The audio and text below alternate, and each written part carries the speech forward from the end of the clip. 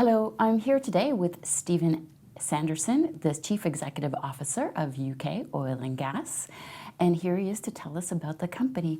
Hello, Stephen, and thank you very much for joining us. Hi, Bonnie. Good to be here. You just put out your interims today, and it's showing that you have some cash generation from your current well testing. Do you want to give us some more insight into that? Yeah, sure. Personally, I think it's very positive. I think our interims show that we generated 1.6 million in cash income from our testing at Horse Hill, which has been very successful. And I think, although we posted an operating loss of actually exactly the same 1.6 million, I think for me what it shows is that we're really in the sort of transformation from exploration towards becoming a production company, which is, what everybody wants to hear, because production means income. So bearing in mind that 1.6 million was over the reporting 6-month period, but during that period we had quite a number of shutdowns, pressure build-up tests, etc. So it's still very healthy. The good thing about it also is, if people can do the maths, we're the next wells, HH2 and the horizontal 2Z, we're hoping that that's 2 to 3 times as much as the existing, 220 barrels a day.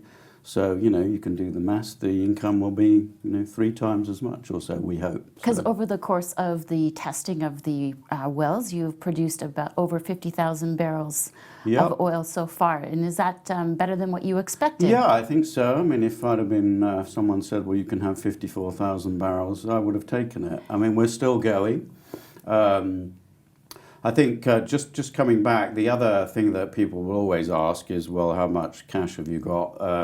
The interims show that we had 7.3 million in cash at the end of March, and that doesn't include the 3.5 million that we raised right at that time, because that money hadn't come in. So currently we've got about, just under 8 million. So we're fully funded for the next wells. People will ask, when is it going to happen? Well, it will be happening soon. We're waiting for other people who are using the rig to finish what they're doing. We have to get the final permits from the OGA, but, not too long. And so you're prepping right now to well test the third well. Yeah. And so once the rig is on site, that's what you will be doing. And will there be subsequent wells that you'll be testing after that? Yeah, we're currently on the site. We're actually preparing the site for what we call simultaneous operations. So that means we'll be drilling and testing at the same time, and we're switching production from the shallow Portland to the deeper Kimmeridge. So what we'll be doing is we'll be drilling the Horse Hill 2 horizontal into the Portland, putting that on test, and at the same time we'll hopefully be producing from the Kimmeridge. And the idea is to keep those wells on test until we get the production permits, and then move seamlessly into full-time production, which is still on for the end of the year. So hopefully next year our income and interim figures will be even healthier. Horse Hill is your focus, I understand, but at the Isle of Wight you have about contingent reserves of about 15 million barrels. Yeah. Will that be your sort of next plan? Yeah, I mean, we've got 2 very interesting projects that are vying for our attention. One, of course, is the Isle of Wight, which has the very near-term prospect of transferring those contingent resources into reserves, which means that there's money effectively in the ground that you can get out.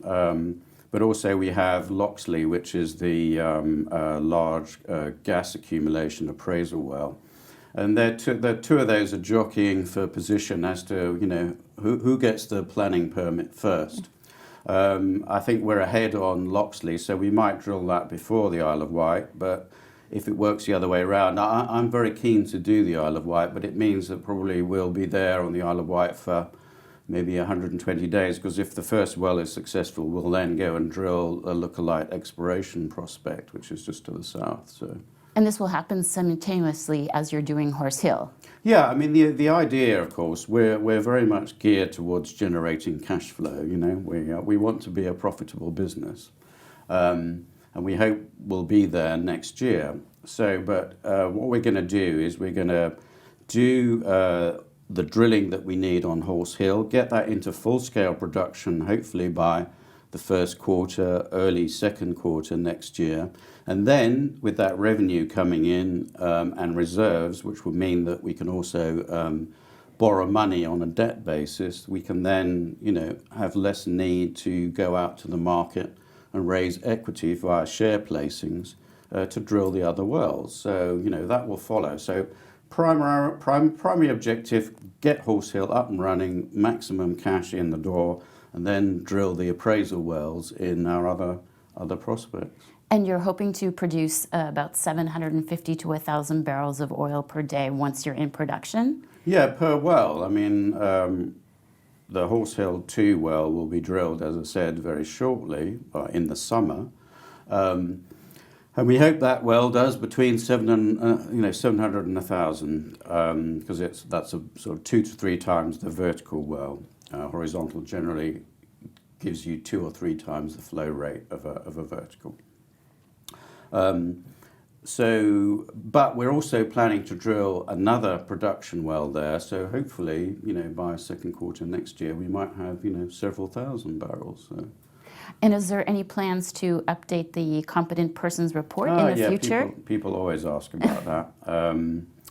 Yeah, of course we do. But the question is, when is the proper time to do it? Now, not to dwell on technical details, but in order to have reserves, you have to have all production planning permits in place, right? Because reserves means that you can effectively get the oil out of the ground today and tomorrow. There's nothing in your way in terms of regulatory or commercial hurdles, right?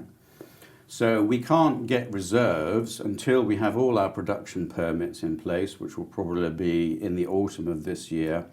And then we'll do a CPR, but to maximize the reserves, we want to do that after we've tested the Horse Hill 2 and probably after we've drilled the Horse Hill 3, the next horizontal.